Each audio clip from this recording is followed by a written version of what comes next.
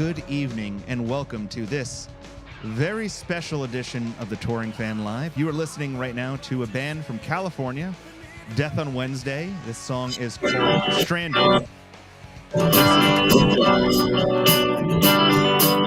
Is that you? That was me. I don't know what happened there. Interesting. You just wanted to fight. You wanted to fight the song a little bit. I wanted to fight the song. I wanted to say, oh, that song. I like this band.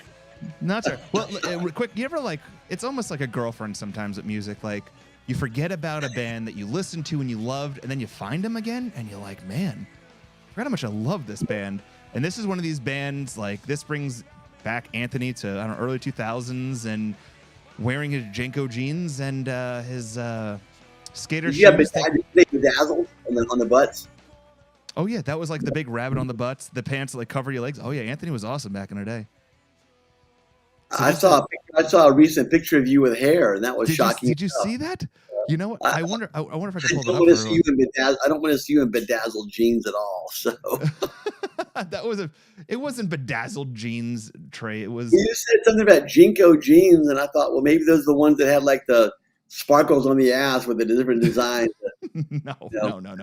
These were it's like a Midwest East Coast thing, I think. Yeah, no, these were like Jenko jeans were like the big pants, the wide leg. Like they were definitely like I don't know how the hell you say it. It was just they were different. They were definitely like the skater scene, and I don't know. It was an interesting time for sure in Anthony's very short-lived life. But that was a look. That was a look. It was a fucking look. It was a band shirt and Jenko jeans. So yeah, it was good stuff. It was good stuff. I'm trying to pull up this picture real quick. So hopefully this works. But yeah, no. So Trey, it's been a long time. We've had a really weird schedule. I'm trying to get this all lined up. But yeah, I'm glad we've talked a lot, but just haven't been able to lock down a fucking date that you and me can. I know. Everyone's busy. We've been traveling a lot, and the Juggalo scene, nice. that was not Anthony. That was not Anthony. But this was Anthony on his 21st birthday when he had hair. For sure. Let me see if I can zoom in. Yes. There we go. Look at that. Look at that hair. Anthony realized he was going bald. And he's like, you know what? I'm going to grow it out. And I started trying to grow a mustache out. But if you can see, Anthony had a hard time connecting these for a very long time. So this was a very thin, whispery mustache and chin strap. And look at oh, God. Which birthday is this? 21st. Oh, that's 21. That's 21. Wow. That was 21, yeah. You mean you could grow a mustache at 21? I don't think I wasn't capable of that until like 25 at least. Really? No, yeah. I can grow a mustache, but fucking hair, it's done. I don't know if you saw, so for the 3 half marathons this past month, I grew a fucking beard out. And I couldn't wait till the end of the last race to just shave that shit off. I had like, it was just gross. It was too much. There's a great video that's, hey, what's up, Matt? We missed you too. There's a great video that's going out. This Sommelier, who did a marathon, and every mile he ran, at the end of every mile, he had somebody waiting for him with a different wine, and he had to guess what the wine was. And he did very well considering the circumstances. He got 19 right. I think he guessed like he nailed like 7 or 8. Was it 24 or 26 miles in a marathon? 26.1. He got 19 of the 26. Yeah, so he did very well. He did very well with his guessing, and the fact that he could even just like drink a glass of wine after running 18 miles and not throw up, that alone to me was amazing. Oh, 100%. It was because first of all, like a lot of the races I run, like after the race, there's like a beer cart or someone who sponsors things, and it's always a good feeling to like drink, but man, after like a little bit, like you're like, fuck, I just burnt 35 40 4100 calories depending, and sometimes just like putting that much carbs in your body real quick just can fuck you up big time. Yeah, I'm sure it can. So, but I wouldn't know. So you would 3 times this year. I did 3, and the last one I wasn't planning. See that? Okay, here's something. I just want to give you a perspective for something. I want you to give me your opinion on this. I wasn't planning on running these marathons, more or less just to prove to myself that I can still do it. I'm going to continue doing it. I'm registered for more in the future. A little bit more spaced out than one every other week for 4 weeks. But with this one, when I was running the last one of the guys, because they put me in this category, okay, first of all, because of my height and my weight, I'm in the Clydesdale category. So either they're calling me a fat ass or I look like a horse. I'm not sure yet. But when I was running the last race, first of all, I got the best half marathon time ever that I've ever had, which I was really excited about. But the guy's like, man, like you probably qualified for the Boston Half Marathon based off your time and the class you're in. So Anthony's like, holy shit, like, really, like, could I have done something like this? Because my dream is always to run the Boston Marathon. Like, I've watched it live before.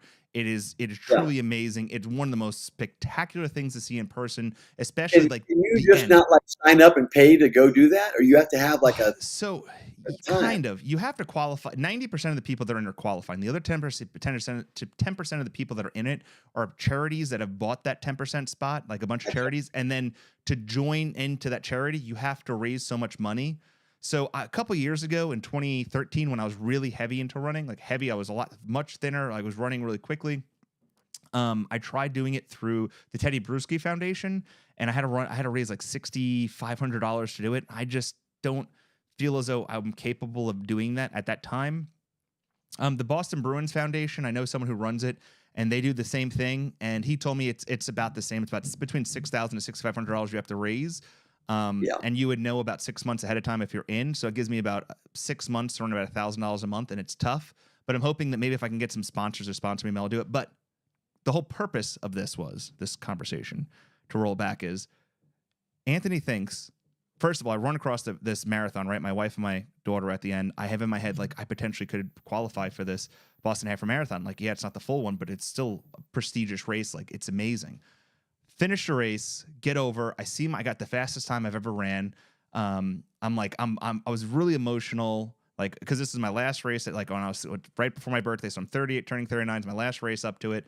I'm like crying. I'm emotional. Like, I don't know what the hell happened to me. I was like a fucking bawling baby. So I'm all day checking my emails. Like, did I make it? Did I make it? Did I make it? For 24 hours, I'm like on edge. I got an email the next day. You didn't make it by 11 seconds. No. Yeah. I would have rather it been 5 fucking minutes, a minute and a half, but 11 seconds. 11 seconds. I mean, that could have been like you looked down and tied your shoe for a second, or dude. And I've literally like looked back. I've replayed that whole half a marathon like 100 times in my head. Like, where did I slow down? But I looked at my pacing because I have an app. All my pacing was right on time. I don't know where I could have made that 11 seconds up. And honestly, I really wish it was more time, because if it was like a minute and a half, I'm like, all right, cool. I can work harder to get that minute and a half off for next year. But 11 seconds has fucked with my head so much. All right, my wife's not in the room. I've literally timed myself in other activities in the household. I'll let you guys use your imagination and be like, what is 11 seconds? What is 11 seconds, right? And fucking aggravates the living hell out of me. So anyway, so that's been my month. So it's been a good one. I got to say, got to see some concerts, went to all these great month, great birthday month lined up. But I am ready for May. Trey, oh man, how about you? Are you kidding me? We're gonna get to see Pearl Jam together. I am very excited about that. Did you get? Do you know where you're sitting? The 2 shows. I mean, section A1, row 1. I don't know. I can't remember what it said. Gotcha. No, I'm just kidding. No, I sent in my request for my Seattle tickets, and have not seen my final seating arrangement yet. But I'll be there for both those shows, and then we'll be at Portland too. Nice.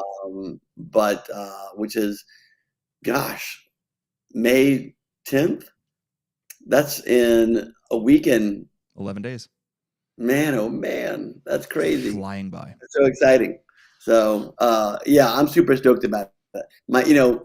Our friend Jeff Whitman, who, by the way, he did text me today some not great news. We wish.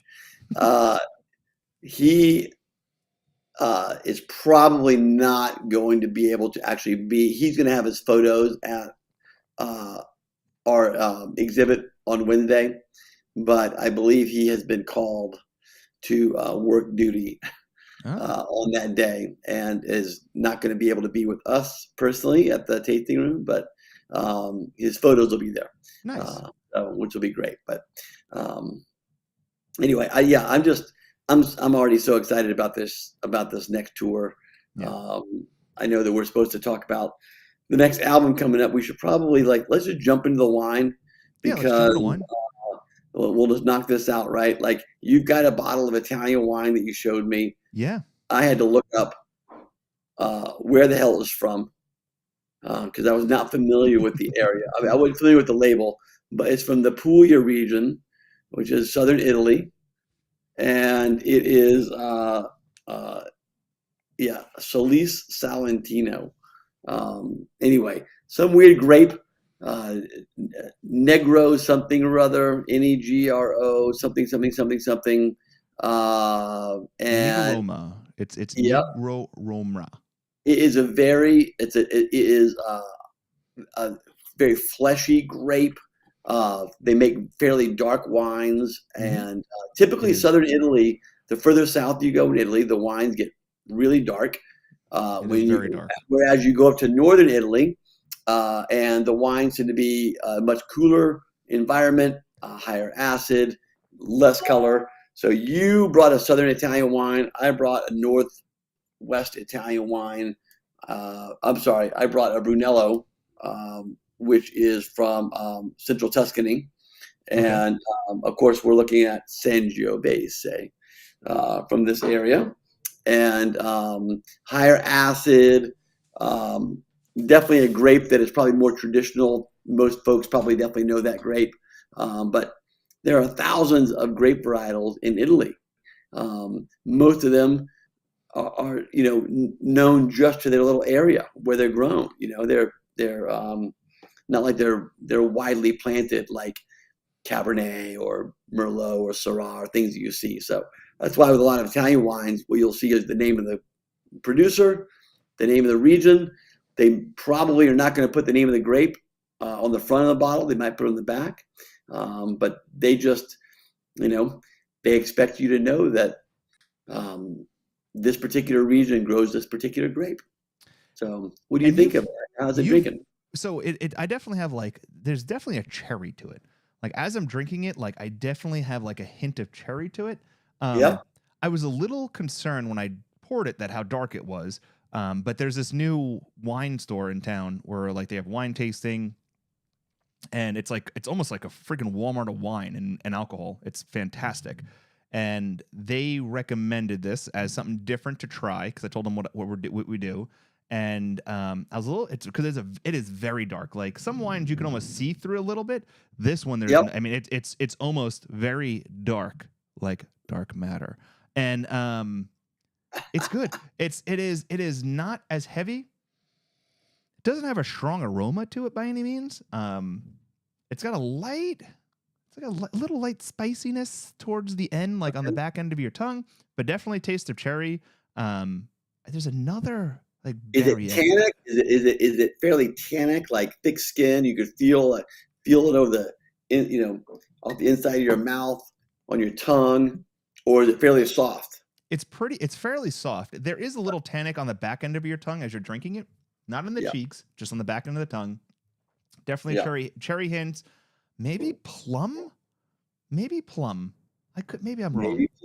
Maybe, but I definitely taste cherries, and it's a soft drink. Like this would be this is like I feel like I should be having a bowl of spaghetti in front of me. I feel like I should Yeah. hear some Italian music behind me, and that's what I'm expecting.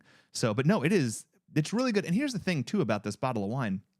When I was looking at Italian wines, because I really wanted to start going outside of the norm because everything we've gotten over the last 3.5 years of doing the show, we've really focused heavily on, like local wines, California-based wines, Washington-based wines, things that we Yeah. were supporting that local thing. I want to try something different. I want to see what it tastes outside of here. So when I was there, I bought a bottle of wine from Italy. I bought a bottle of wine from Australia. And I bought a bottle of wine from somewhere else. I don't remember off the top of my head. But anyway, I bought these to try to just to see what else is out there, to see what it tastes like in retrospect to what I've been tasting with American-based wine. this definitely tastes different than anything I've ever tasted before. Like the cherries are so like it's there. There's definitely cherries in this wine. It's spicy too a little bit. Like there's a spice to it. It's really good. But the cool thing about this is it's affordable wine. I think I paid like $11 for this bottle. And good. And you know the cool thing about it? It has like string on it. I don't know what the fuck the string's for, but it's got this fucking string on it. Like I don't know if it's like a carrying case or something. That's a marketing strategy right there, Anthony. They hook you. They fucking hook you. You're like, wait a minute, it's $11 and it comes with a string, dude. You know what I could do with this? Shit. Look at that. I could put like maybe I could put like I don't know, fucking hang. I don't know what the hell I'm hanging, but I mean that's like almost a noose there for a minute. I know yet, but anyway, it comes with a stamp. It's pretty crazy. I mean, you know. I could think of some things to put in there, but dude, if you're thinking what I'm thinking, and this is what you're thinking, congratulations, Holly. That's all I got to say. Good for you. Good for you. Anyway, so good grief. So what? Show's already off the rails. Oh, fucking right. Fuck. Oh, you know. Oh, is it? And first of all, JP, is that a tampon wine? Maybe that's what this is for. Maybe this is for that time of the month. Steve is definitely giving us some laughy faces over there. Hey, Steve, I'm going to see Steve this weekend. He's coming to Walla Walla. Oh, nice. But Holly, hands up. She agrees. We know what we're doing with this string. Anyway, moving on. Look, I'm glad you like the wine. As we've always talked about, the most important thing about wine is, do you like it or don't you like it? And we don't let other people tell you what to enjoy. Correct. It's the same way with art. Art is art. We're going to sit here and talk about an album, and I'm not going to say we're going to dissect the album. I think what we're going to talk about is what we like and what we don't like about the album, maybe. But these are all personal opinions. And when it comes to music and when it comes to wine, you just let yourself be the judge of what's good. Don't let other people tell you that you should like this because, A, B, C, and D, right? Like just because someone else likes something and it either sounds good or doesn't sound good. Either tastes good or doesn't taste good. That's it. Yeah. So, yeah. Well, I think it's almost like beer too in its own sense. A lot of people are particular about things, and I think that was like held me back from drinking some like different beer. And even like I was always scared of drinking tequila. Then I went to Mexico and I learned about it and understood how to drink it properly and the different flavors and the textures and all the things. And like I even had to like opportunity to like cut up the agave fruit out of the damn ground, which I probably shouldn't have in retrospect because I was so drunk. But it was, it's amazing to learn and understand what you're drinking and like the history. I don't know. All that stuff is really fantastic to me. I agree with you. So anyway, that's where we are in Italian wine. Look, Italy's a big place. North to south, east to west, there are so many different varietals. It's just like the cuisine. You can't like lump Italian food. It's not just pasta, right? No, if you've ever been to Italy before, you'll know that it's seafood and it's, beef and pork and it's truffles and certainly it's pasta and tomatoes, but it's a lot more than just a bowl of spaghetti. So. Well, it is. So, and I think we've discussed this, but now that I found out that I'm more Italian than ever, I mean, based off of my ancestry that I guess totally blew my mind. I mean, this is like from the homeland. I mean, in theory, so we're back. It's like going back to the homeland for you, Going Anthony. back to the homeland. I feel like I'm a little boy running down those cobblestone roads in Little Italy. Little Italy. It's not New York City. It's called Italy in Italy. They don't call it Little Italy. Little Italy in Boston is what I'm talking about. Fuck New York. Anyway, moving on. This album, Dark Matter, we've discussed. I think, we've talked about over previous shows, having listened to it a little bit. I've listened to it a lot. I've had opportunities to listen to it different ways, through a phone, through different things, but giving the ability to listen through it through Dolby Atmos, listening through a spiritual headset, and really digging into it, I'm really giving a deep thought into this album. And with the album comes a new tour and I think almost like a new kickstart for the band, right? They're touring. They didn't tour Seattle with Gigaton, never happened. So it's almost like they're coming to Seattle. This is the first time in a very long time, since 2018. They're going to be back doing this. And this album is, in my opinion, and based off of my notes, which I've taken a lot of over the last couple of days, I've actually gone back and listened to the other albums and graded them to see where this lines up with it based off averages, giving the songs 1 through 10, and then coming up with a number. But this, in my opinion, based off the number that I have come up with, is the best album since the self-titled album, in my opinion. So I love this album. I really do. A lot of the songs, as I've listened to them and understand what they mean, have grown on me even further. I like the fact this isn't such a political album, and this is more of them growing into the people they are now and who they are becoming as fathers, as leaders, and things of that nature. I really believe this is that, and that's important to me. So I'm excited. I'm excited to break this album down.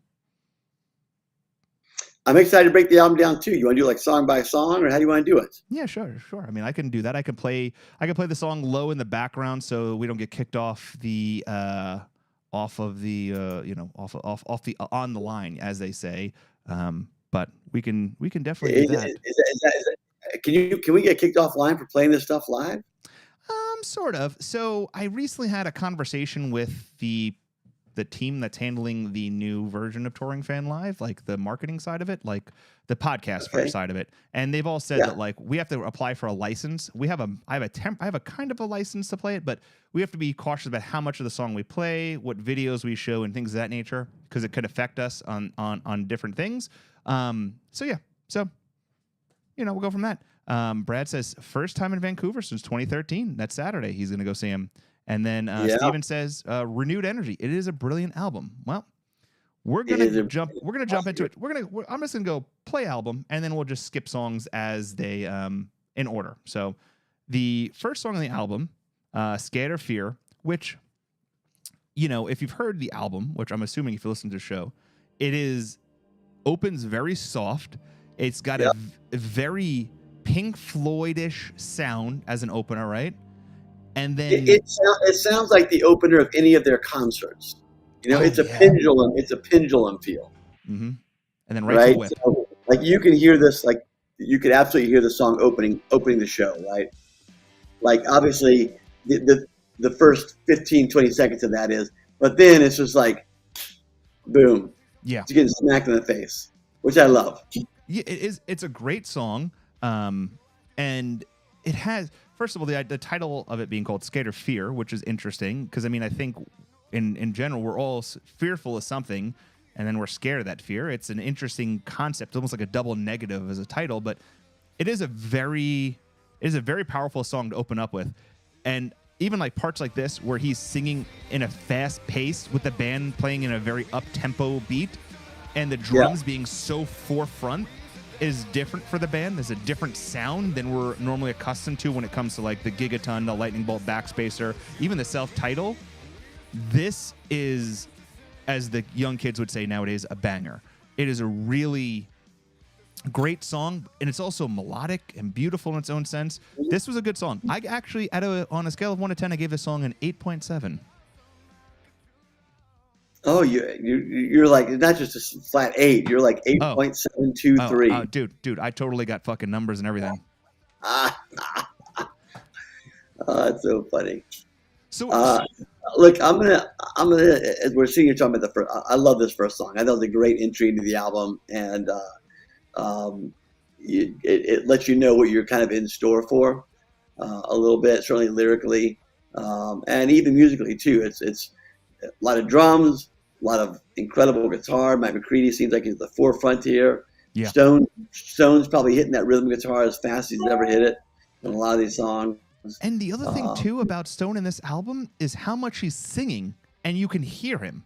Like Andrew Watt, which first of all, anybody who complained that this sounds like everything Andrew Watt makes and like, oh, it sounds like Earthlings and stuff, and I've even been credited for that, but I had to take a step back. Andrew Watt produces a certain type of album. That's why people go to Andrew Watt.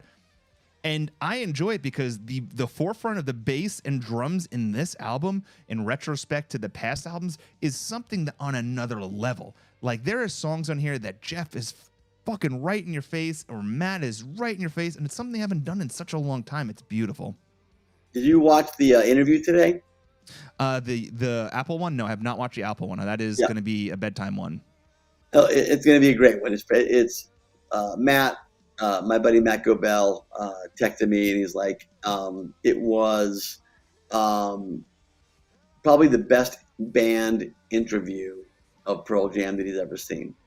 And I thought, well, that's saying a lot. Yeah. And I went into it, Hall and we literally just watched it an hour before the show started. It came in our email today, right? Yeah. And yeah, I thought it was a great interview. I thought it was very eye-opening into how they all felt about Andrew Watt recording the album. Okay. And I think that there was probably a little bit of trepidation and uneasiness, probably even after they got down there, because it was basically sold to them as like, hey, you guys should come down, check this guy out. Because Eddie talks about how he got involved with them and how the Earthlings album happened. So when you watch the interview, you're going to get that. Interesting. But listening to the other band members talk about how they interacted with and how they sort of reacted to his style, it's obvious it was very different from anything that they were already used to. And not to say it was better or worse, it was just different. And I feel like it probably took a few days. Jeff even joked about it. And he's like, by day 3, he's like, hey, can we have a band interview? Can we have a band meeting? Like I just want to make sure that we're all okay with what's happening here. Yeah. Because I think it was so unorthodox as to how they were used to working, even though they had already done 11 albums. I can't tell you off the top of my head how many different producers that means. Was it 5? Was it 10? I don't know. But it was obvious that whatever Andrew was bringing to the table was very different from what they were used to. And they had to somehow be comfortable with going where he wanted to take them, because this was the first time a fan was sitting in a room with them, making music with them. Does that make sense? Yeah, 100%. Right?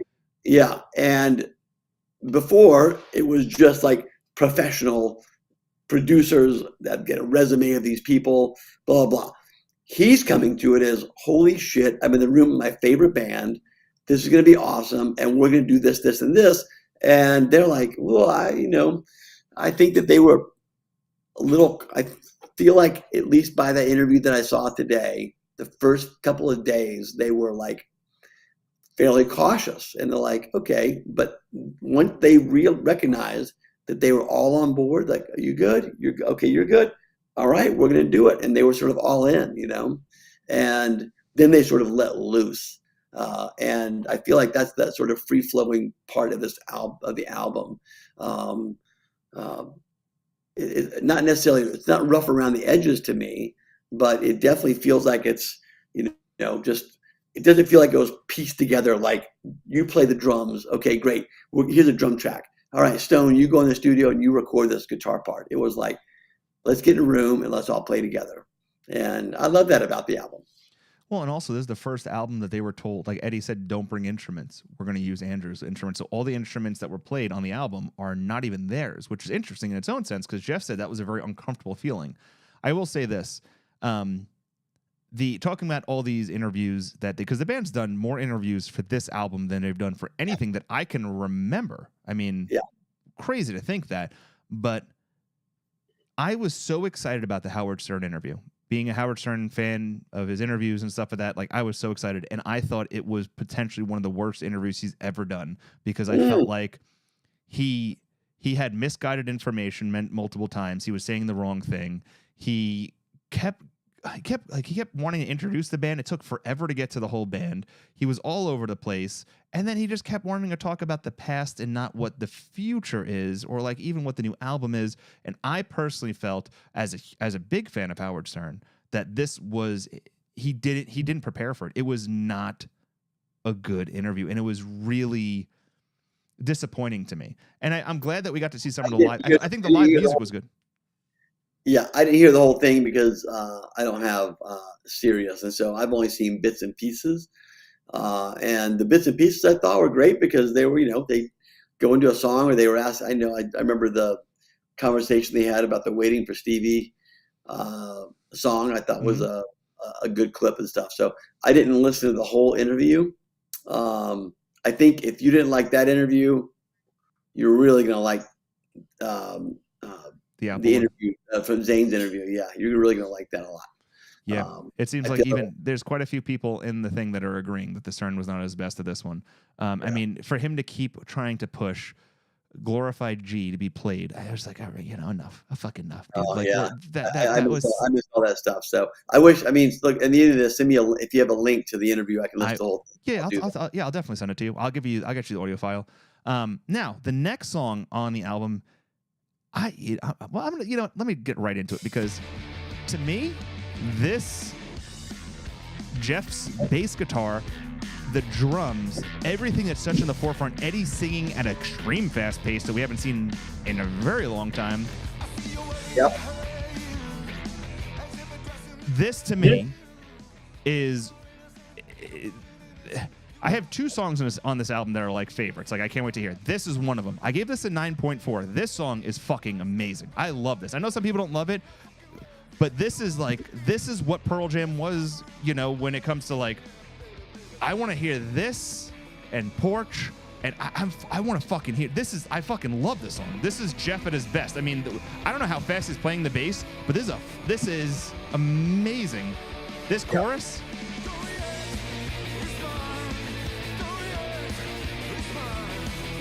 Yep.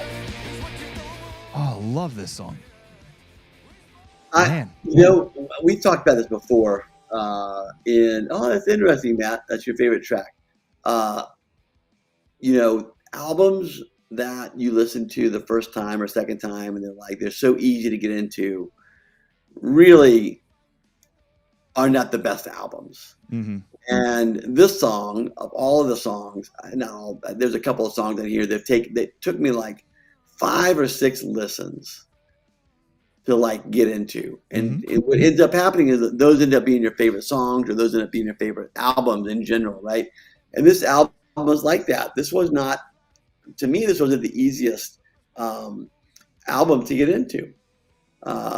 This album took some listens. Even the Dark Matter, the first single, or it's taken a few listens to get into, but for me, those are better albums than the easy albums, I guess. I agree with you. Sometimes the things you work for hardest in life to enjoy are the best. Oh, yeah. Look at you. Look at me. You know what it is? It's the Italian wine coming out of me. The homeland is making me wiser. The homeland. So, yeah, I gave this a 9.4. This is the second highest rated song on the album for me. I love this song. I am so excited to see Jeff go fucking off on this. Yeah. So very much looking forward to this. The next song on the album was Wreckage, which was a last-minute single the band had put out right before the album came out. I say hints of Tom Petty with the guitar playing style. Once again, a very fulfilling song. I like the melody of it. The melody is great. It's like, it almost like a daughter feel to it. It's like, yeah, I don't know. It's got like a, yeah. Yeah, I can hear that. But I like the song. Yeah, nothing bad to say about it. I can't wait to see how it plays live. This was an 8.5 for me. It's a good song. I like it. I don't hate it. It's a good song. I enjoy it. It's not my favorite off the album by any means. It is a beautifully choreograted song. I enjoy it a lot. And I also like Stone singing on it because you can hear him on this again. So I enjoy it. I can see this being played with this is kind of like the slow portion of the set. This is going to be played with maybe Black, Better Man, kind of that, So definitely love it. Good song. Good song. Now, next was the first single off the album, which was Dark Matter, which, once again, I think really pushes Matt in the forefront, Jeff in the forefront. You're just seeing the band at a high level right here, and it gave you a lot of hope for what was to come. So, such a great song. So I think most people are going to know the words for this because we've been hearing it for months. It's a good song. I gave this an 8.9. This is going to be a big one. I really think this is going to be when the tour starts. This is the first song they're coming out and play with. This is the first song of the tour. I'm calling it now. Now look, we haven't really talked about from a lyrical standpoint, like what is Eddie getting into, right? Yeah. There's what does this album mean to them? And it's a little out of the board. It definitely speaks to today's times politically. But then when you get into the album, there's obvious songs, songs about his daughter, love songs probably about his wife. Mm-hmm. And so I find it's interesting in that it doesn't just fully take shape of this is a statement on where society is today. He still takes time to reflect on life in general, where he is as a dad and where they are as a band and stuff too. So, but this speaks to the time for sure. Yeah, 100% agree with you on that one. It's probably the only song I know that. Excuse me, I apologize. I know at one point during one of the interviews they were asked if Wreckage was about Trump, and he said not really. It's more about like failed relationships and wrecking that per se, and but you can make it whatever you want to. But I mean, yeah, it is interesting. But I think this is probably the only song I can figure out on the album that's really political or even of the times per se that it's kind of pushing out. But I could be wrong. I didn't write these songs. No, I mean, they're a very political band, so it's not that these songs are about that for sure, especially the time we're in. So I couldn't agree more. The next song on the album was "Won't Tell." Now, this took some time to grow on me because it's a very different style. And just, I don't know what I'm trying to get at, but it's just different. Yeah. But the more you listen to it, I think the more. Well, I love that song. Yeah.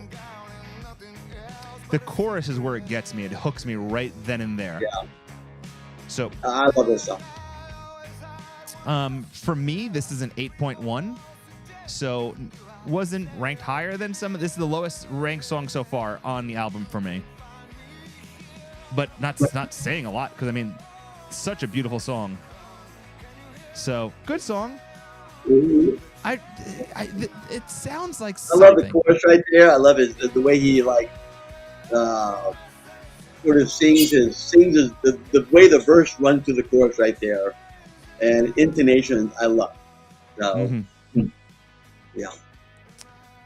No, definitely different for the band. This if you're listening to the albums in order of the last couple, this is definitely going left field for them. This is definitely something different than what they're accustomed to. So, yeah, it's fantastic. I am curious if you're going to see Mike with a guitar solo at some point in this because I really feel like it could have one. But yeah, great song once again. Brad says got a little REM feel from guitar. Matt says. Ed said Jeff brought it in about a dream he had. The guitar sounds like Picture of You. Oh, that's interesting. I can hear that, yeah. Wow. Yeah. Now that he said that, I'm not going to be able to hear it any other way. That's a great analysis of that, Steven. So, yeah, good album, a good song. Now, the next song on it, Upper Hand, this is where I got a little lost on the album. This is the one song that I don't hate any song on this album, but this is the one song I'm like, I feel like they're trying to write the U2 song that U2's been trying to write for the last 20 years. Man, I don't know, man. U2's dude. Bono's covering this on the next tour. I'm telling you. This is even listen to the guitar, how it's coming in. This is a U2 song. That's the edge. It would be like tink, tink, tink, tink, tink. And I don't hate it. I don't hate U2, but I mean this is U2. I'm telling you, Mark, this is U2. I hear it. I hear the Edge playing it. I hear Bono. Bono's out. He's dancing a little bit. He's doing the whole Bono thing. I can't be the only one who hears it. I don't hear any U2 guitar in this at all. Oh my God, you're crazy. I hear it right now. This is the Edge. And then Brad says, and hold on, get ready for this. For the tour of 2024, who is ready for the Hand Job trilogy? Sleight of Hand, Severed Hand, and Upper Hand. That is the...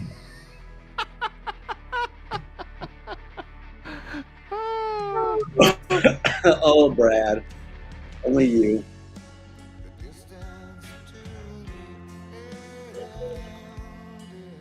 Yeah, I just... No. So I don't hate the song, but to me, this is my lowest ranked song with a 7.7. 7.7. 7.7, which is still not a bad rating. But for me, it just... This is just... I don't know. It just... Every time I hear it, I hear U2. So... Any thoughts on this? I'm trying to hear Bono sing this song, and I still can't hear him sing.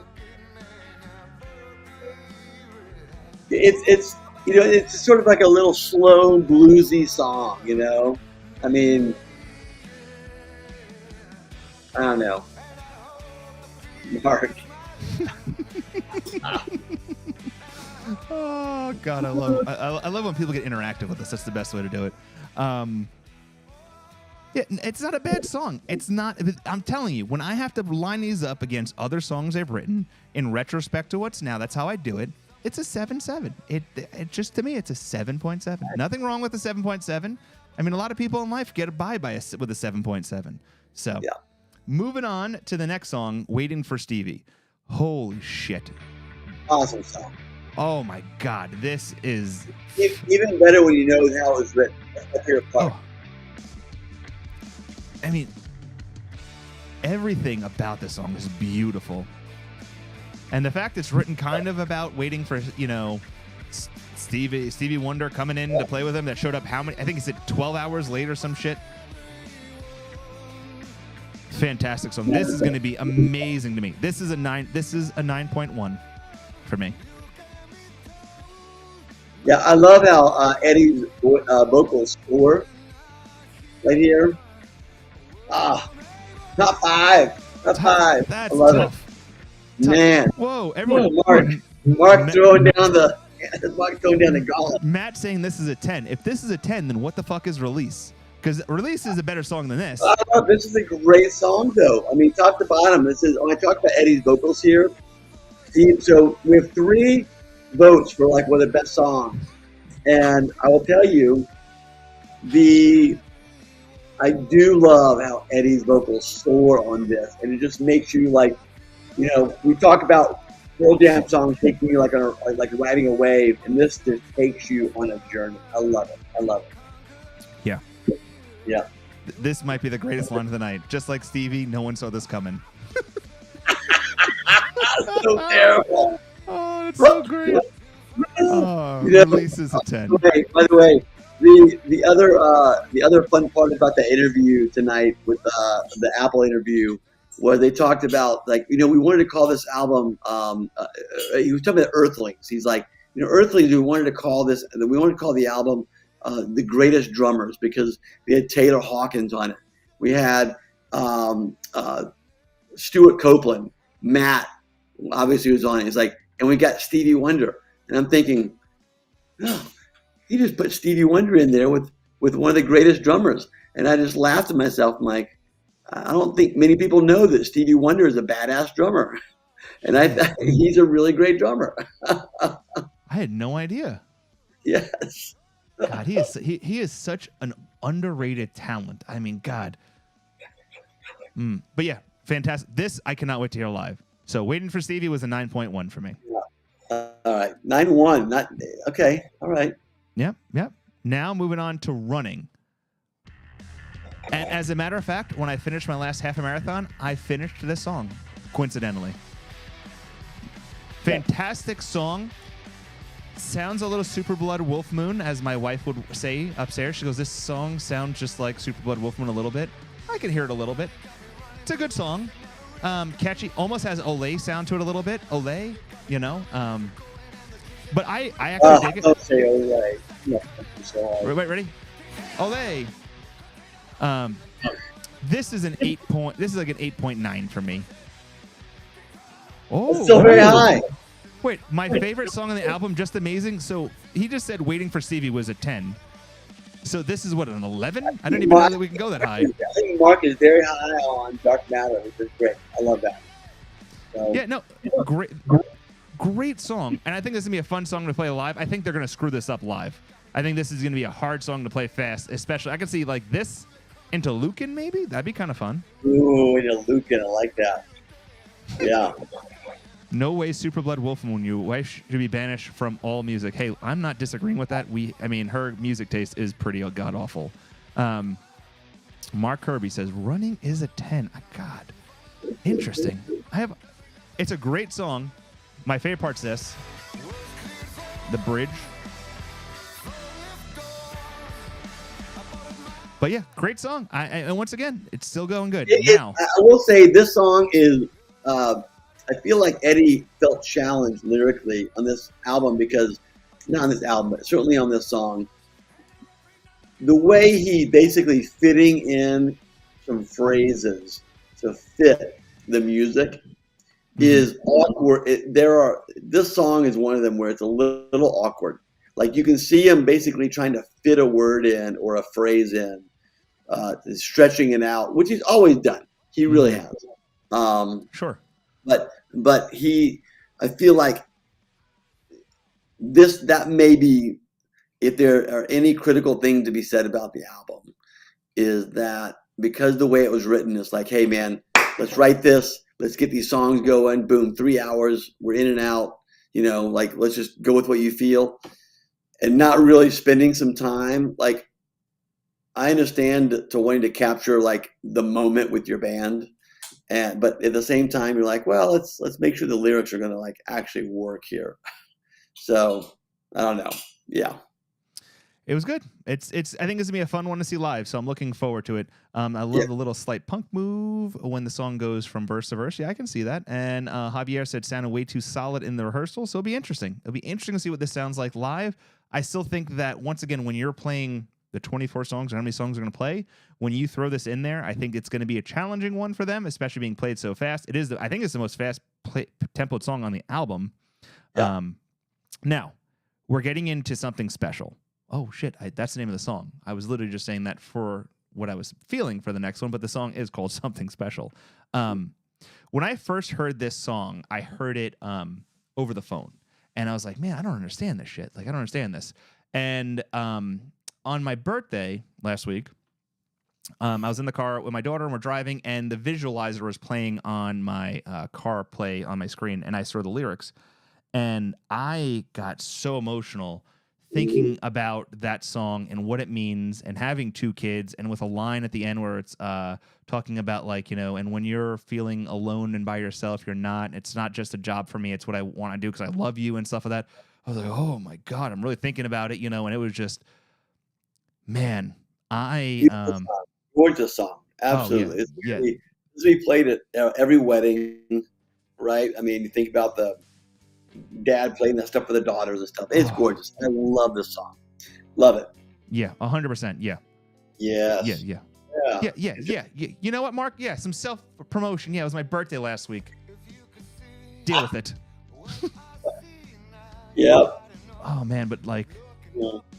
But as I'm hearing this in the car as we're driving, and I'm reading this, like going to the zoo with my daughter, and I'm like, yep, this is just a perfect. And the cadence of the song I like a lot. You know what I mean? Yeah, I love this song. It's good. It's gorgeous. So let me ask you this. Knowing how I've rated songs tonight, where do you think I've rated this song? I think you're gonna have this high. It's gonna be in the 8.9, 9.0, I think. This is the highest rated song on the album for me, and it's a 9.5. 9.5. I love it. Mm-hmm. Yeah. Man, it just hits you when you have, like, we've talked about this for how many we've done how many shows. I mean, I don't even know. It's been fucking almost 4 years this year. And I think about, like, we talk about it all the time.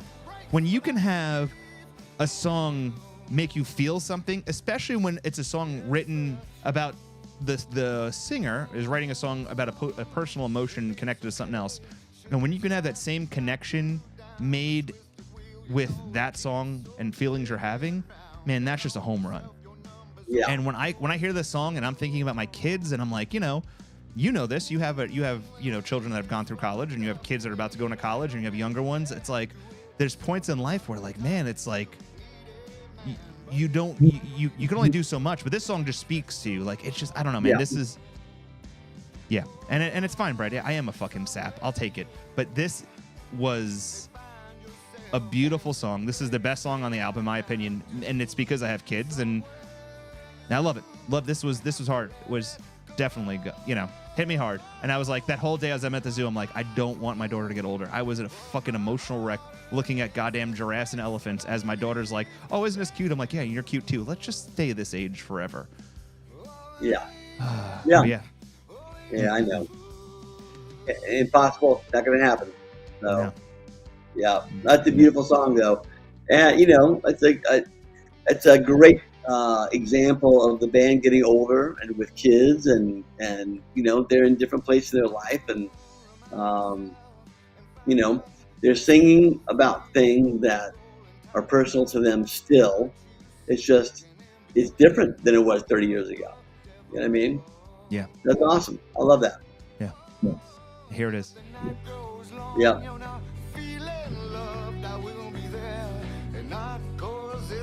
Job. I work for free because you're both so special. Oh God, I'm gonna have to go hug my kids after this fucking show. Good.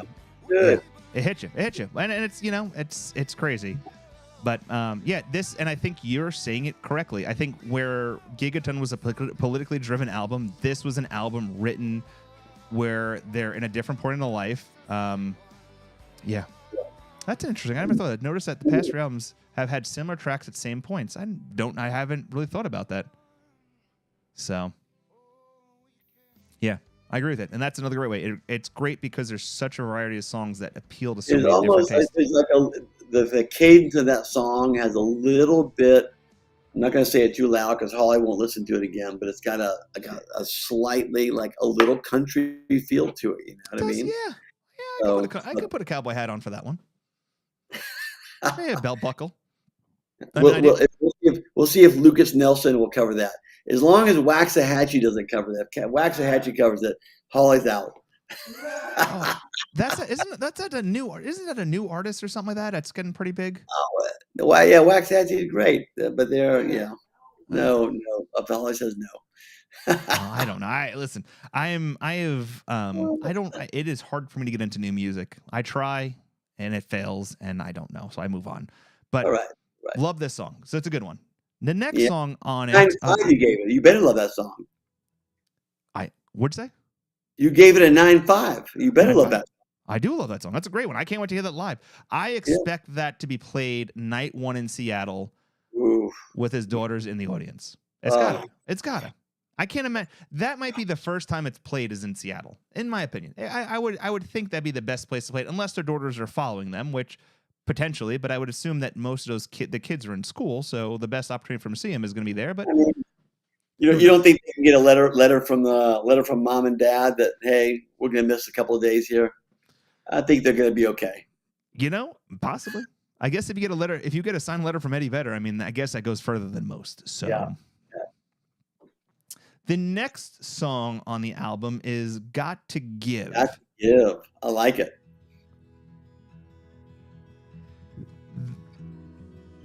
I don't hate this song.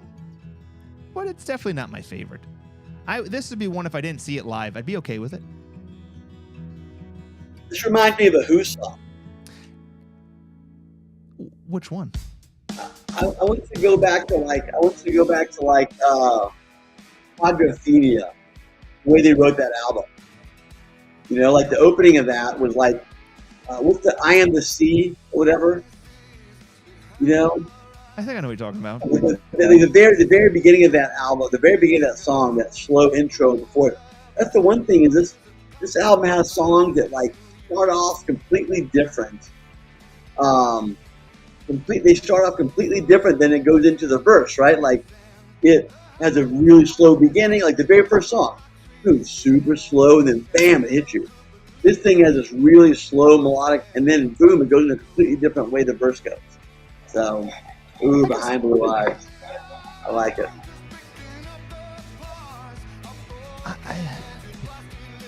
Once again, there's not a song on here that I hate. Javier says this is a sleeper of the album. Live will be a killer, and I guess and he said no, because I think he assumes probably what most will be. When I guess I give the grade here in a minute. I gave this a 7.8. That's your lowest rated song. No, the lowest rated song was a 7.7, and that was Upper Hand. It just, like I said, I don't hate the song, but once again, if I don't see it live, I wouldn't be upset by it either. Just, I don't know. It's just. I have a feeling that when you see this live, you're gonna feel something different. Maybe I will. I have no idea. I can't predict the future. My songs didn't make it. So one of the interviews, Matt asked, wonder what if any of the songs didn't make the album. So I know that supposedly, I want to say one of the interviews was Stone and Jeff. They said they had 19 songs they had recorded, and they went down to 11. I could be wrong. I feel like 19 was the number. That's a sales and marketing ploy like I've ever heard one before. Come on. Mark. You've been... Mark, I've been asking for the same thing for 4 fucking years, but fuck? no one knows how to use the board the same way. I haven't really even used the fucking board tonight, but I'll use it now, I guess. Cause I listen. Everyone has different tastes. You absolutely hate Gigaton. Like, you hate it. I've had to deal with that for how many years of you bashing Gigaton every time on the show? He hates Gigaton. He hates Gigaton. Hates it. You hated Gigaton? I didn't hate Gigaton. Matt hated Gigaton. He called it Giga shit. Oh my goodness. We'll talk. You know what? Matt's gonna have to listen to like at least 3 Gigaton songs this next tour because they haven't really played it anywhere. So it was the Zane Lowe interview that confirmed that information. So they had recorded 19 songs and 11 made the cut. Javier said 20. I'm sorry. So it was 20, 11 made the cut. Okay. So, but we're gonna get Brad. The question you're asked, we'll get to it here in a minute because we only have one more song to talk about. And there's Matt again. Mark Kirby, Giga Crapaton. Matt said, not me, Matt. So, yeah. The next song is Setting Sun. Yeah. I dig this song. This is a good one. I feel like this is like around a campfire, eating a couple edibles, you know? Oh, Anthony's into the edibles now. Oh, you have no idea how many edibles I had on Saturday. Gee, I don't even remember much of it. What were you doing on Saturday? Record store day.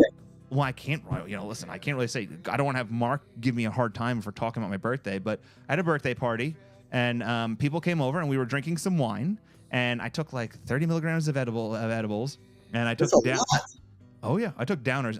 And it was funny because people kept coming, and as they were coming in, like, today, one of my trainers, who's become a really good friend of mine, his name's Jesse. He owns a gym here in Lee's Summit. I saw him today when I was working out, and he's like, "Do you remember me coming to your party?" I'm like, "I remember you being there." He's like, "Dude, I was there for like an hour before you even recognized me." I was gone. I was flying high as a fucking kite gonzo. And you know what? I'm surprised I didn't FaceTime Brad because 99% of the time, as I'm high as a kite and I'm with people, I end up FaceTiming Brad and Sam. I don't think I did, as far as I know, but it was a good time. It was a good time. Brad will chime in and let you know if you did or not. For sure, so. Yes, he will. But no, it was good. It was a good time. It was. I had a couple of bottles of wine that I got special for my birthday from the wine store. This wine market almost here. It's massive, and it was a really good time. So yeah. The song. Outside the Edibles, great song, love it. Great song, great lyrics. Heart tugger, another heart tugger. Yeah, this is 8.2 for me. Hold on a second. I feel like Setting Sun top 10 Pearl Jam song, top 10. We're talking about. Mark has three songs off this album that I think top 2. Given to Fly, Release, Wash. I mean, Corduroy. Yellow Ledbetter. Hey, listen. Hey, what did we start off this show by saying, Anthony? Everyone has different taste in music. Yes. Everyone, you cannot tell someone they're wrong when they say that that's their favorite song, or that's their favorite wine, or they love to eat mac and cheese, whatever. They're not wrong. No, it's just it doesn't agree with what you agree with. Oh yeah. And so, who's to say this is a top 10 song for him? Listen. Hey, we all are different. Brad says I just sent charcuterie pictures to Critique. I don't remember doing that, but okay. I did. I was really pleased with my charcuterie boards. I guess I was sending him pictures for him to critique. So interesting. I'm glad. So overall, Dark Matter. I'm gonna say your average. I'm gonna say this album for you was 8.5. It was 8.8. Damn it. Yeah, 8.8. Gigaton was 7.2. Lightning Bolt was 8.1. Backspacer 8.3. Self-Titled was 8.8. Riot Act was 9.1. Binaural is 9.1. Yield is 9.8. No Code's 9.8. Vitalogy is 9.2. Versus is 9.8. And 10 is 10. Did you say Vitalogy was 9.2? Yes. But you have to remember. How am I doing a podcast with you? Hold on a second. Hold on. There's a lot of random songs on Vitalogy. There's a lot of amazing songs, but when you average out the songs, that's the score I get. What the fuck? You just gave me a speech 10 seconds ago about how everyone can listen to different music differently. Because Foxy Mop Handle was... I'm just kidding. I mean, I love Bugs. I mean, I was able to see that live, so that was good. But, it is... Bugs was good live. Yeah. Bugs was good live. Philadelphia, that was a good one. Philadelphia was a good one. But yeah, here's the thing. In the grand scheme of things, as a fan of Pearl Jam, you cannot be upset. But unless you're Mark Kirby, who absolutely fucking hates. You say that people can be upset. Have you been reading the boards? It's just so stupid. I hate it. Are you serious? People don't like it? Oh, there's people that are like, not the entire album, but it's like raking certain songs, like just like tearing it apart. I mean, I look, I don't like dive deep into the board these days. But as it scrolls across my feed, I still see people bitching and moaning. And, again, that's their right to bitch and moan. But I don't know. I mean, it's not this. You can't say, well, you're not a Pearl Jam fan if you don't like this album. That's not true. Mm-hmm. They can be a Pearl Jam fan. They just don't like this album. Correct. But, it is hard to say, like, this isn't an awful album anyway. This is a great album. It is. Troll. You're right, Brad. Yeah. The thing with me is when you look at a body of work from a band, right? Whether you look at Pearl Jam, Rolling Stones, hell, if you want to go off to the left field or look at like a band like who's about to celebrate their 25th anniversary, like Slipknot or something like that. Every band has a variety of work, right? And for the most part, it's a roller coaster for them where it's really high or really low. And for me, I feel like the biggest reason why a lot of people tend to follow Pearl Jam, or the reason why they're so in love with the band or even in love with their music, is because even in their lowest of times, where if you want to call Gigaton the lowest of times, it's still quality over so much more other shit that's being put out there. This band has given us 11 tracks where if you've grown up with this music, right? If you've grown up with it from 10 to Dark Matter, there is songs off of each album during the times that you grew up with them that affected you in such a point in your life that it shows value. A lot of bands can't do that. And a lot of bands break up and get back together. I love that. Yeah. And I, we've all grown older with the band, and whether you were, and I was 21 years old when I first heard the band, right? And so where I was in my life at 21 in 1991, what year were you born, Anthony? 85. Okay, so yeah, you were 6. Yeah, fucking amazing. Well, so when did you first hear 10? Actually, so my love of Pearl Jam, and I'm hoping to get her on the show. Natalie Silva, who is actually very much involved in the community, kind of. If you go on boards, look her up. Her name's Natalie Silva. Was dating my father back in the day. And when Versus came out, she went to Pineapple Records on Long Island, New York, and brought me to get the cassette. And dude, I remember it like it was. I remember this entire event. She picked me up. We were going to Pineapples. She gets the cassette, sits in the car, and she is looking at the cassette like this. And I'm like, and I was like, I don't know what to say. I was like, just sitting there. She's like, I don't know if I want to listen to it because if it's not as good as 10, and she's a huge Pearl Jam fan. Like, she told me, I mean, she has so much memorabilia from the 90s. I mean, it's just amazing, her collection. But anyway, she is the one who hooked me on Pearl Jam. That is my first memory, because when she showed me Versus, then I had gotten 10 on cassette from one of my aunts for my birthday, and then it just follows through. But it was, so this is for Versus was I remember listening to Jeremy and stuff on MTV, but for me to deep dive into it and get into it was Versus. And the funny thing about this whole story is it was fast forward to 2011. She reaches out to me out of the blue. I hadn't talked to her since they had broken up back in 92. And she's like, hey, I found your dad on Facebook. He told me you're really into Pearl Jam. And we started communicating. Next thing you know, we went and saw Eddie Vedder live together at the Beacon. And we got to meet Eddie at the Beacon. Fast forward a couple of months later, we go to Pearl Jam 20. And I didn't realize how great of a fucking fan club number she had, because I was literally second row, mic side, Pearl Jam 20 with Dennis Rodman. Night 1 or 2? Night 1. So we were night 1, we were out in the field.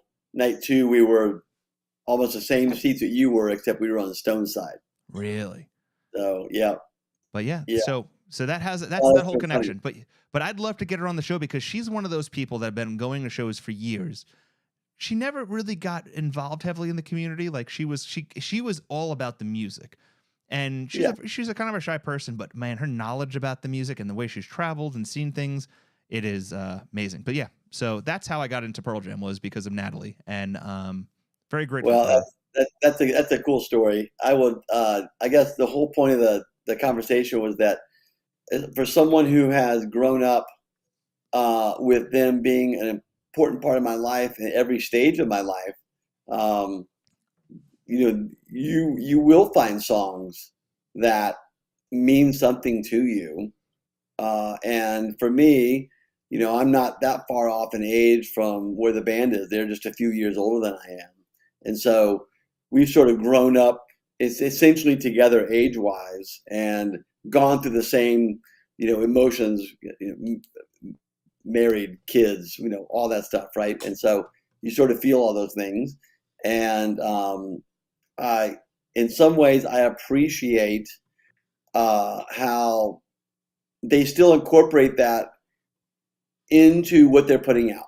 Does that make sense? Yeah, like they're still talking to you as a real person at a particular time in their life and telling their story. And so whether it's a sappy love song or a sappy love song by their daughters or whatever, that's where they are in their life. But it still sounds like a Pearl Jam song. You know what I mean? And I love that. Yeah. So, I couldn't agree more with you. You're 100% on the money when it comes to that. So yeah, I mean, you're 40. Are you 40 yet? No, you're 30. No, I just turned 39. Slow the hell down. What are you doing for your 40th next year? Well, I'm hoping that my wife gets a hint that I've been suggesting throwing me a surprise party and inviting all my friends, but I don't know if she takes the hint real well. Because I've I've literally had to throw my own party the last couple of years. But no, I'm hoping for my 40th birthday. Like I've really thought about this. My 40th birthday, I plan on running my 25th half a marathon, and around that time, and hoping to have a big party for it. So it'll be good. Well, if you want to host it in Seattle, I've got a place for you. So, well, you're gonna see that in 3.5 weeks anyway. So, well, you know what?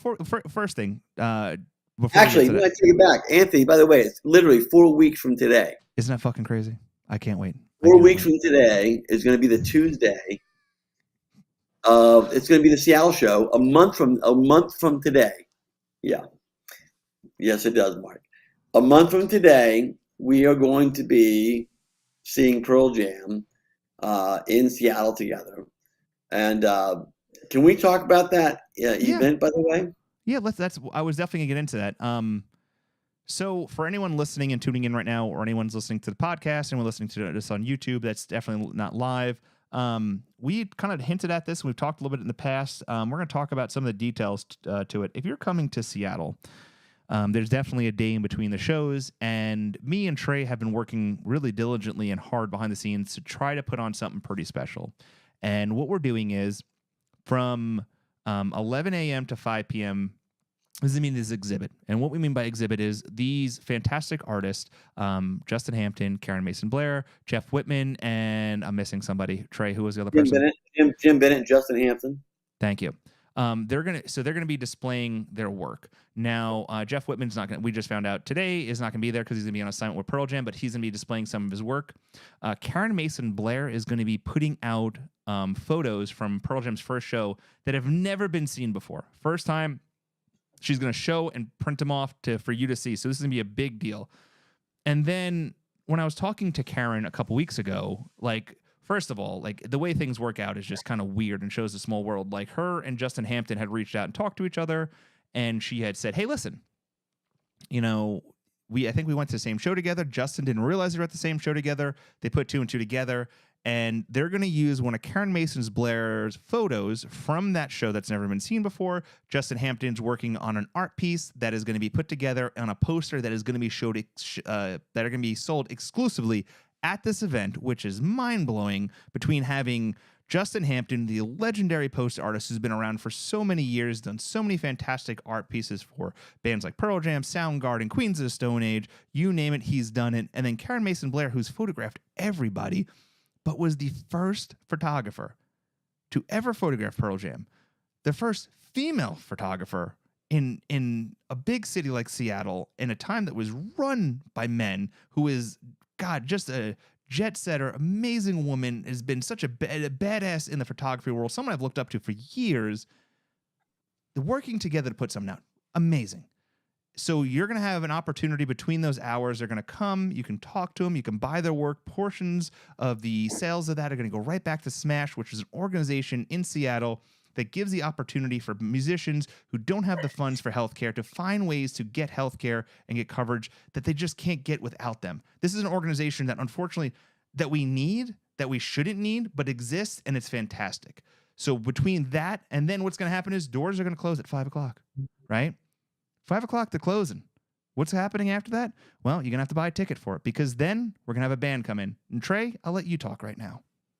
All right. So we've got a really great local Seattle band that's played my place a few times. They're called Washed in Black. They're a great Pearl Jam tribute band. And we are going to have them basically, they're going to do the entire 1992 MTV Unplugged set, front to back. And then afterward, they're going to do a bunch of sort of rarities and lesser played songs for the crowd. This is a fundraiser for Smash. Tickets are $50, not that much money.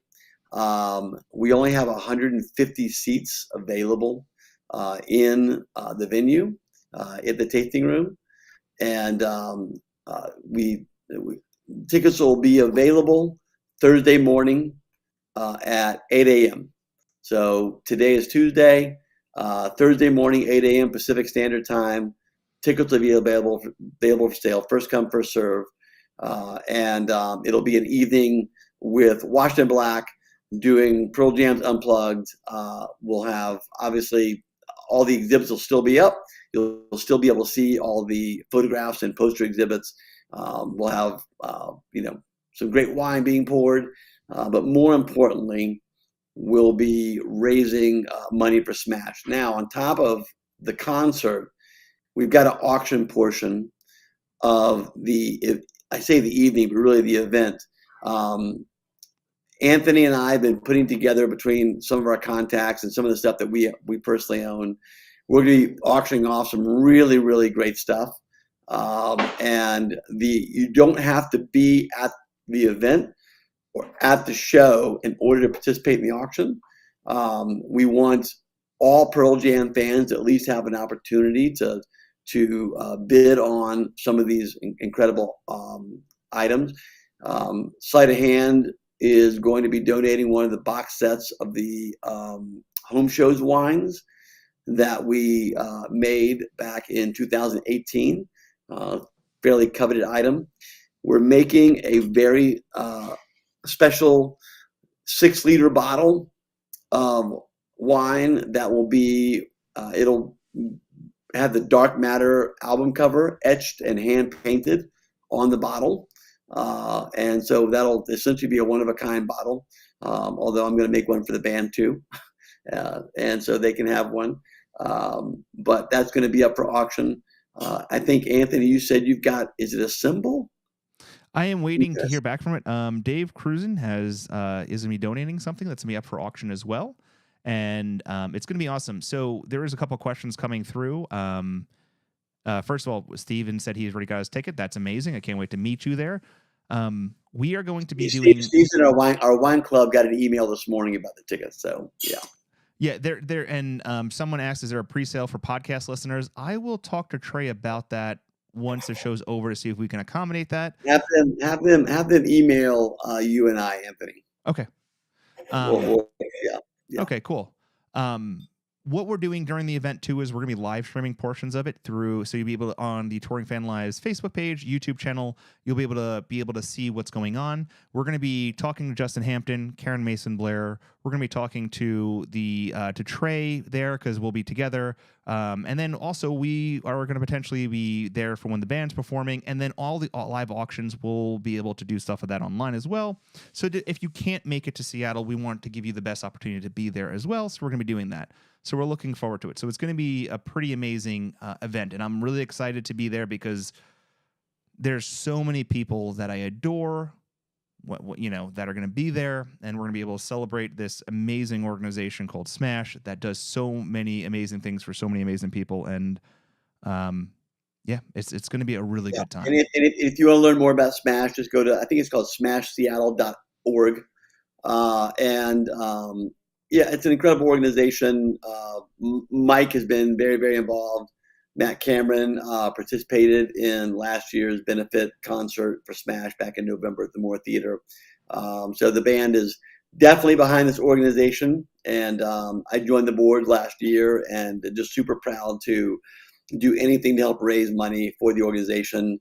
And I figured what a better way than the in-between day of the Pearl Jam shows than to bring Pearl Jam fans together who have shown time and time again that they will show up for important causes.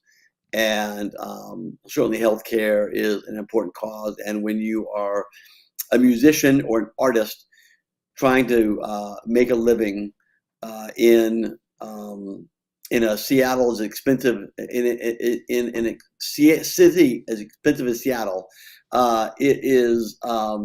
it's something else to have an organization that's there to sort of be a safety net for these musicians. It's not just healthcare. It is healthcare, but it's dental, it's mental health care.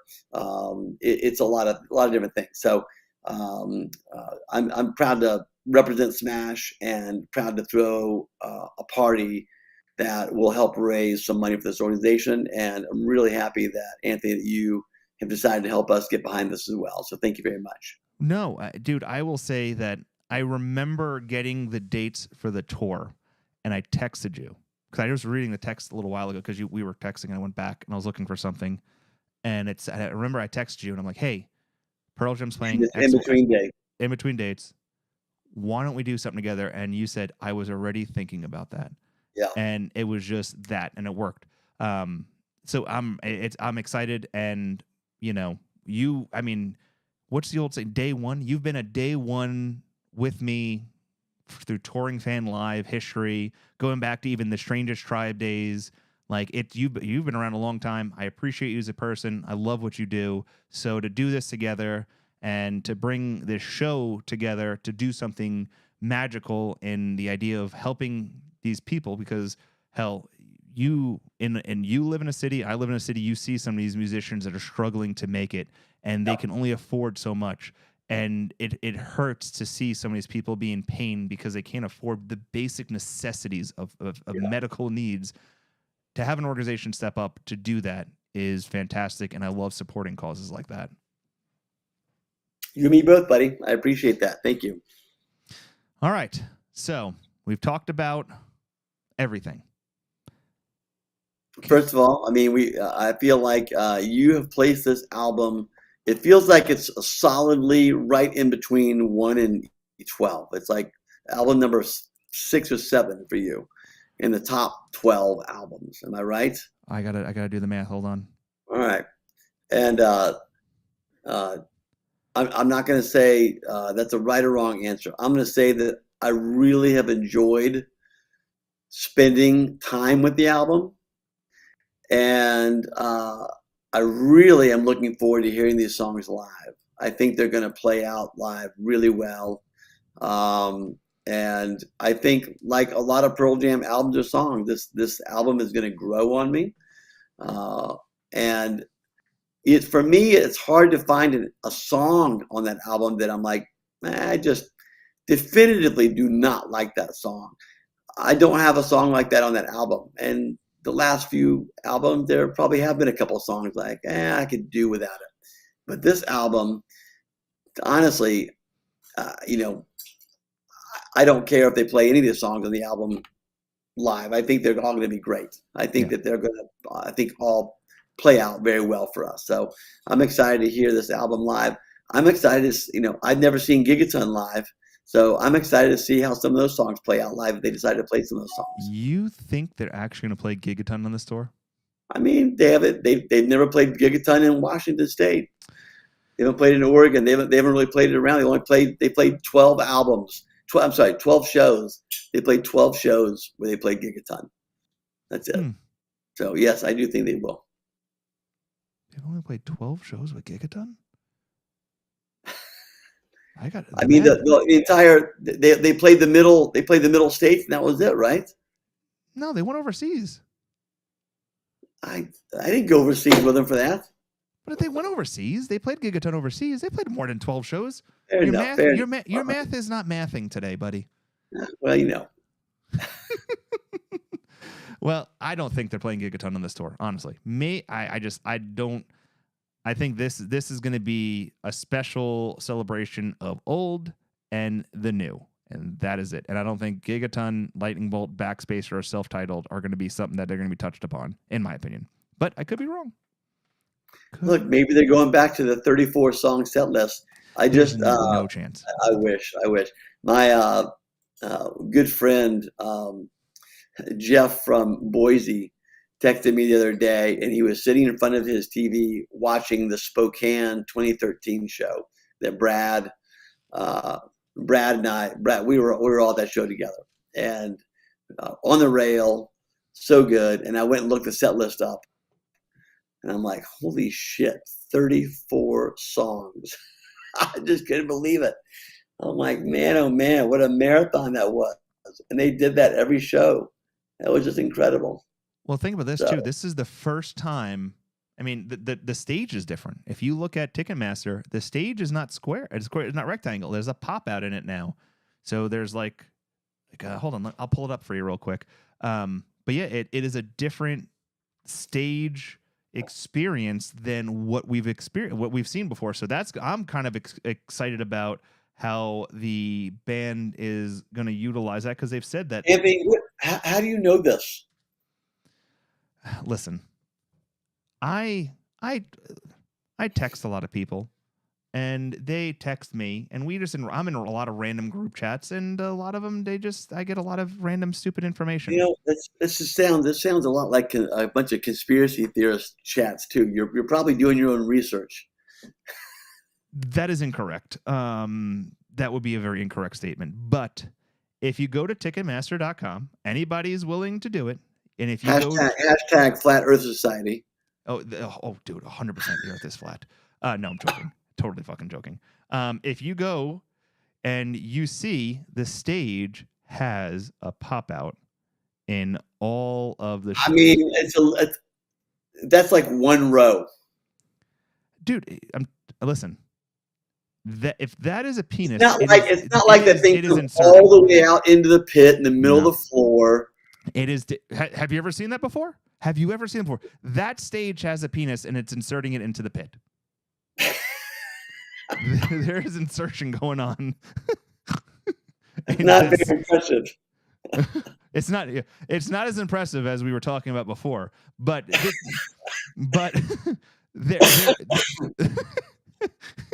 there's Brad says stage nipple. It is going to be interesting to see what this is. What is this right here? What are we going to do with this? So I'll tell you what, I'll ask Jeff Whitman and see if he can give me some insight into that. I almost don't want to know. I want to be surprised. You won't. No, whatever. It's going to be. We're going to find out in like a week on the 2nd. They play Vancouver. We're going to know exactly then what that stage looks like. I was so damn tempted. I was so close to going to Vancouver too. Brad was trying to convince me. I had a plane ticket locked up.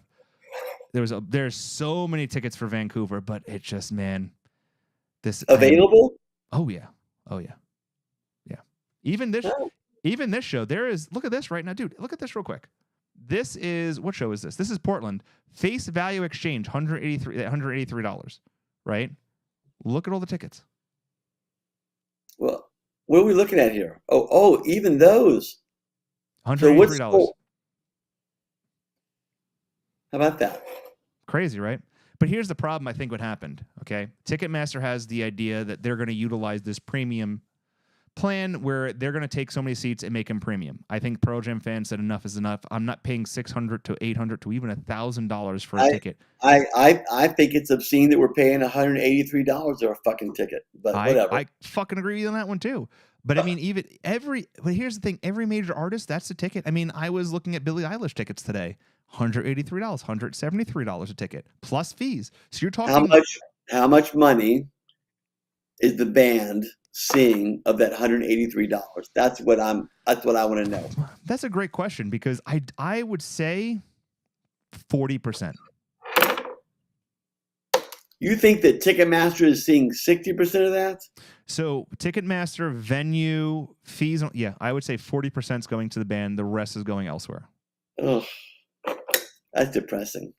Yeah, it's fucking insanity. So, yeah. But I mean, what are you gonna do? It is what it is. I mean, if you want to see me, people are gonna pay for it. You do what I do. You give the entire door to the band, and then you just take alcohol sales. That's what we do. Yeah, I wish we could go back to those days. And there's a lot of bands I listen to and I go see now that do that, but unfortunately, yeah, I don't know. We'll see. Yeah, it's a Ticketmaster thing. Well, wait until you watch the video tonight of the Apple interview, because they touch on that subject about how uncomfortable Jeff and Stone looked in front of Congress when they made their appeal to Ticketmaster. And Jeff makes a comment to the effect of, I want to still have that sort of edge and anger, right? And I'm sure they do. But I think that they've wizened to the point that they have no control over how the industry, it's a little bit like us in our government. Like, we can rail all day long against what's happening in the government. scream and holler, call your congressman, write, protest, all that stuff. What difference does it make? The reality is the only thing we really can do is vote, right? So, by the way, go out and vote. But when it comes to like the whole Ticketmaster thing, if you're a small band like they were back then, you can fight against the man and blah, blah, blah. But the system is set. And until the system gets fixed, you're just a cog in the wheel, man. It's like a Pink Floyd song. Yeah. So, yeah. There's nothing unfortunate that's going to be done. I know that I was sent a story a couple weeks ago that, you know, Congress got involved with Ticketmaster, but I mean, Ticketmaster is going to throw more money at Congress and then to shut them up. And I mean, it's just part of the game. But here's the problem: it's not just America; it's everywhere. I mean, seeing the increase in ticket prices in South America is insanity.